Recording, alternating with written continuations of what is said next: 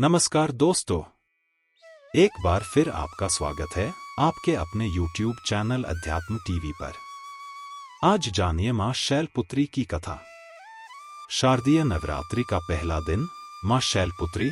शारदीय नवरात्रि आज से शुरू हो चुके हैं और घट स्थापना के बाद मां दुर्गा के प्रथम स्वरूप मां शैलपुत्री की पूजा की जाएगी।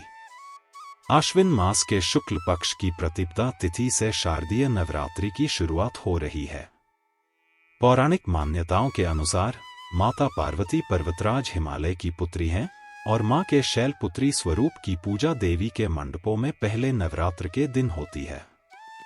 शैल का अर्थ है हिमालय और पर्वतराज हिमालय के यहाँ जन्म लेने के कारण इनका नाम शैलपुत्री पड़ा। पार्वती के रूप में इनको भगवान शिव के पत्नी के रूप में भी जाना जाता है। माता शैलपुत्री का स्वरूप बेहद शांत और सरल है। माता के एक हाथ में त्रिशूल और दूसरे में कमल शोभा दे रहा है। मां अपने नंदी नामक बैल पर सवार होकर संपूर्ण हिमालय पर विराजमान हैं, इसलिए माता शैलपुत्री को वृषोरूढ़ा और उमा के नाम से भी जाना जाता है।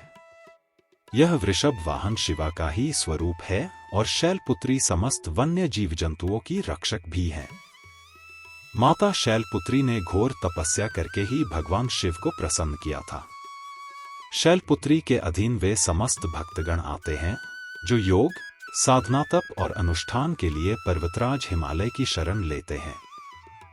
मां अपने भक्तों की हमेशा मनोकामना पूरी करती हैं और साधक का मूलाधार चक्र जागृत होने में सहायता मिलती है।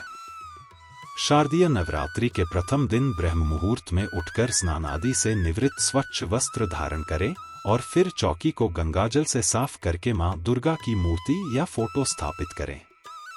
पूरे परिवार के साथ विधि विधान के साथ कलश स्थापना की जाती है। घट स्थापना के बाद मां शैलपुत्री का ध्यान करें और व्रत का संकल्प लें।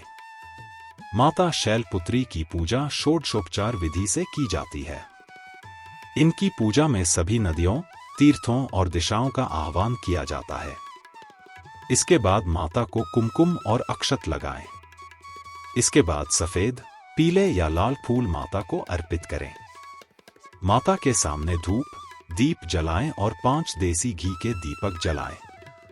इसके बाद माता की आरती उतारें और फिर शैलपुत्री माता की कथा, दुर्गा चालीसा, दुर्गा स्तुति या दुर्गा सप्तशती आदि का पाठ करें।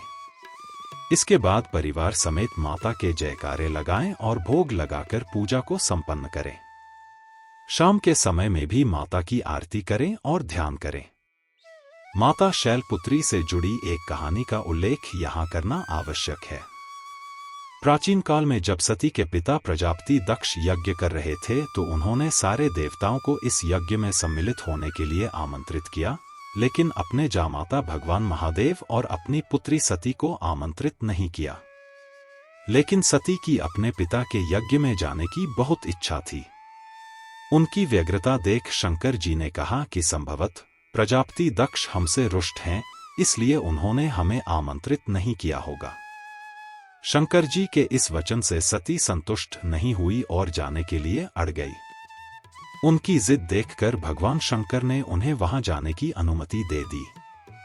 सती जब अपने पिता के घर पहुंची तो सिर्फ मां ने ही उन्हें स्नेह दिया।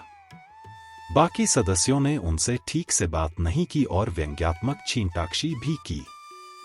दक्ष ने भी शंकर के प्रति कुछ बातें कहीं जो सती को उचित नहीं लगी। अपने पति का तिरस्कार होता देख उन्होंने योगाग्नि से अपने आप को भस्म कर लिया।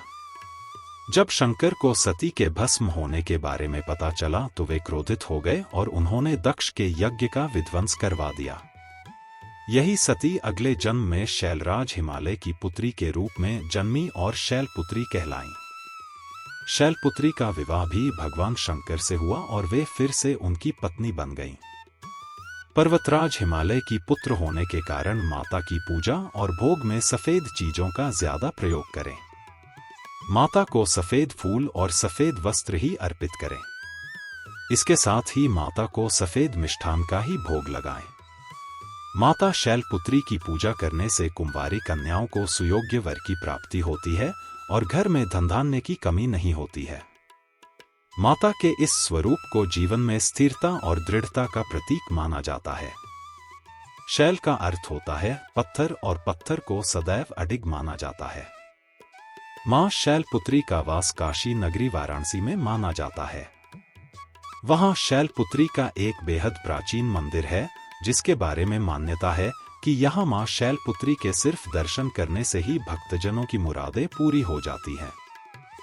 कहा तो यह भी जाता है कि नवरात्र के पहले दिन यानी प्रतिपदा को जो भी भक्त मां शैलपुत्री के दर्शन करता है उसके सारे वैवाहिक जीवन के कष्ट दूर हो जाते हैं। चूंकि मां शैलपुत्री का वाहन वृषभ है इसलिए इन्हें वृषारूढ़ा भी कहा जाता है। इनके बाएं हाथ में कमल और दाएं हाथ में त्रिशूल रहता है। अगर आज का वीडियो अच्छा लगा हो तो प्लीज चैनल को लाइक, शेयर और सब्सक्राइब करें।